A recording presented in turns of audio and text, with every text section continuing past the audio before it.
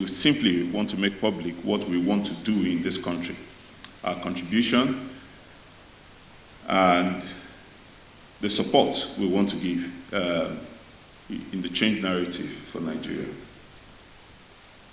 I was thinking of how to express in very few words what this strategy means to us. And then I came across this statement, which I would like to read out. There's a difference between those who see and those who have vision. Those who have vision don't see what everyone else see. They see what they want to see and they go for it. That's what makes them different. They don't play by the rules or the general rules. They design their own. In such a way, they are no longer part of it. They become it. And so, are you just going to see, or are you going to unleash your vision? That's what we're doing. We have a vision. And that vision we have for Nigeria, we can see it. We can see the reality of this vision we want for Nigeria. We can see it in 7 years. We can picture what it means, what it feels like in 7 years. We can actually touch it. And because it's in our head, it's in our hearts, we carry it in our lives, in the way we operate. We felt it would be best to present it today to you so that you have a glimpse of what we want to do. But this comes with a deep conviction that we are not able to do this alone. The Nigeria of our dream, the Nigeria we have envisioned in 7 years, it's impossible for only Christianity to achieve it. And that's why today we're going public with it. And by going public, we mean that we are letting it out in the open to say this is our intention. This is what we want to do. And so we've invited a few of you here today to listen to us and to help us activate this journey that we're beginning today. We've come a long way in Nigeria, operating since 2003. We started out with a vision called Transforming Hope into Action. That vision led us into another vision which we call Partnership for Change. Today, we are launching a new strategy, building up on the 2 different strategies we've actually lived in Nigeria, building on those 2 different strategies over the last few years. Today, we're launching a strategy called Standing Together, and this means a lot. It's not just a good 2 words joined together. This means everything to us. In fact, this is why we exist as Christians, standing together. Standing for what? We're standing for the kind of change we want to see in Nigeria. We're standing for the hopelessness that many people struggle and feel in Nigeria. We're standing for the injustices a lot of people face, especially women and children and girls in Nigeria. We are standing for dignity, for equality, for justice, and for love. Today, we are setting the phase and the stage for another journey. And on this journey, we want you to come with us. We want you to partner with us. We want you to encourage us. We want to work together because we can only do this for ourselves and for Nigeria. Christian Aid has worked on it from 2003 till now. What we are here today is great. Standing together. When we stand together, we walk together, we live together, and we die together.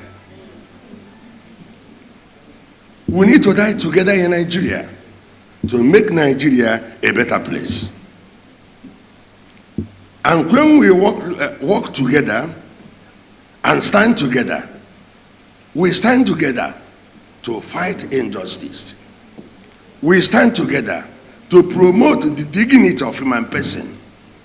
We stand together to promote equity. We stand together to love together. These things are couched in what is called social teaching of the church. It explains the principles of solidarity and subsidiarity. solidarity, and subsidiarity when all of us work together. Subsidiarity when we are better than other people and improve their lives. If you think that poverty cannot be eradicated, all your programming, your thoughts, and behavior will be towards that line.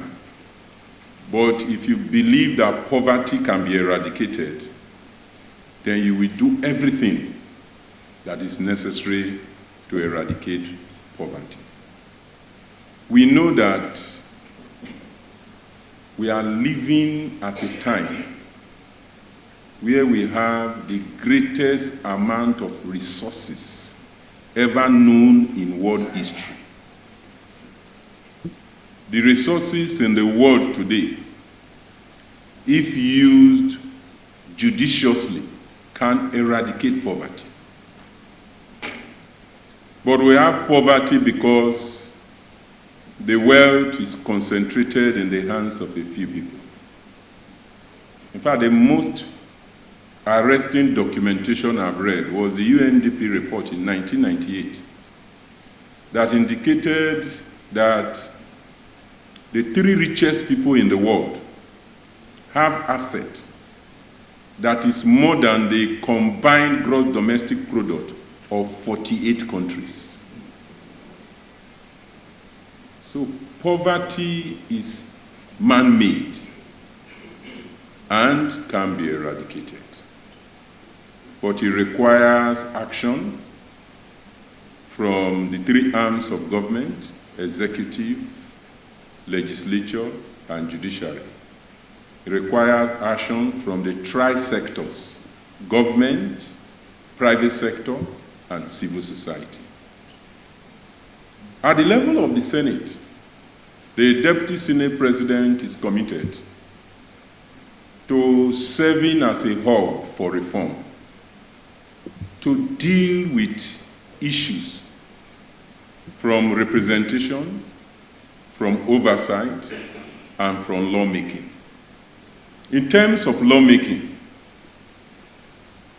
we know that there are many dimensions. First, the 1999 Constitution has provisions that the National Assembly will make some laws to strengthen certain sections.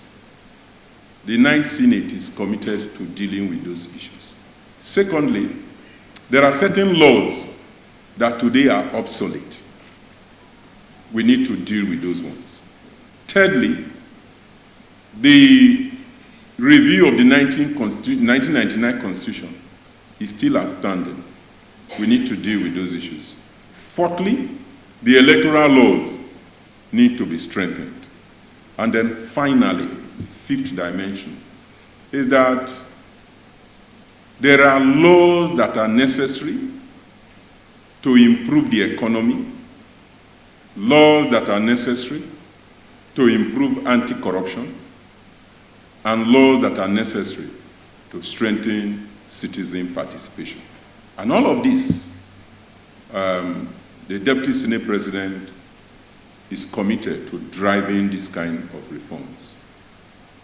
So it's on this note that we want to congratulate Christian Aid and to assure you that in all respects, we'll stand together with you. I arrived in Nigeria a few days ago, and I immediately flew over to the northeast, to Maiduguri, and I'll tell you what I saw. I saw Nigerians who had been displaced from other parts of Nigeria in camps, living in an infrastructure that really does not provide dignity and well-being to individuals. The structures that I saw are structures that are made of straw, both the roofs and the sides of the house. There is no protection in that house. No protection from the elements, and no protection from anybody that might want to come and do you harm. So when it rains, as we know, African rains can be very heavy, these structures are easily dismantled. When they're dismantled, it is the women and the children that suffer the most. I'll tell you something else that I saw while I was there.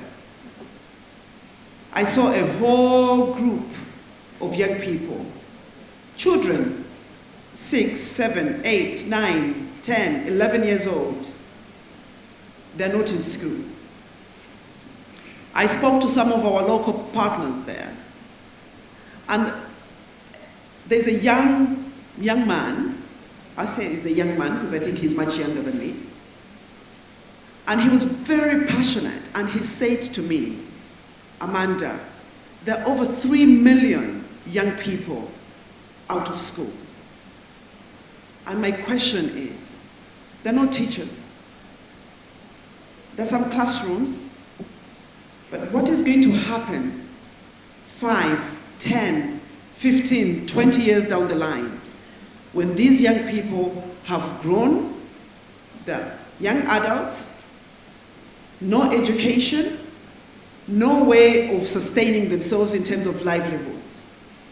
What do we think we are building when we're watching them on the streets without education? But I also saw women, pregnant women, lactating mothers, little babies, standing up, sitting down, and being served. They were being served with relief food, but they were also being taught nutrition, hygiene. I think the colleague earlier on spoke about this. And so in the midst of my emotions of why is it that these people who are, they're like me, they're Nigerians, they're not from another country, they are your brothers and sisters. When I was conflicted, when I watched them and said, why are they living in such indignity? There was a little bit of a light of hope for me, because what I saw was not just Christian Aid or the UN agencies, but I also saw local actors, local partners that we work with in the Northeast, standing together with us and saying, we have to make a difference in the lives of these women and children and these men. That was a few days ago. And then I flew back to Abuja. Yesterday we had a meeting, a side-by-side event with faith leaders and traditional leaders. And we were looking at the issue of gender justice. We were looking at the issue of gender-based violence. We were looking at the issue of harmful traditional practices. We were looking at the issue of the exclusion of women in the political processes in terms of participation. I have to say to you that, you know, sometimes you read books, things don't sink in. Sometimes I don't know, sometimes I read the Bible and I read the same scripture several times, and every time I find something new. But the statistics yesterday on the participation of women in the political processes shocked me in terms of just how low Nigeria is. You're not talking about 2-digit figures, you're talking about 1-digit figures. Surely that cannot be the case. Surely that cannot be the situation and the status that we really want to live with. When the majority of people in this country do not have a voice on the platform and at the table of decision making, then we have to ask ourselves, what is it that we're not getting right? And once we ask that question and find the answer, we have to commit, not just in terms of our resources, but our knowledge, our skills, and the political will to make sure that we turn that around.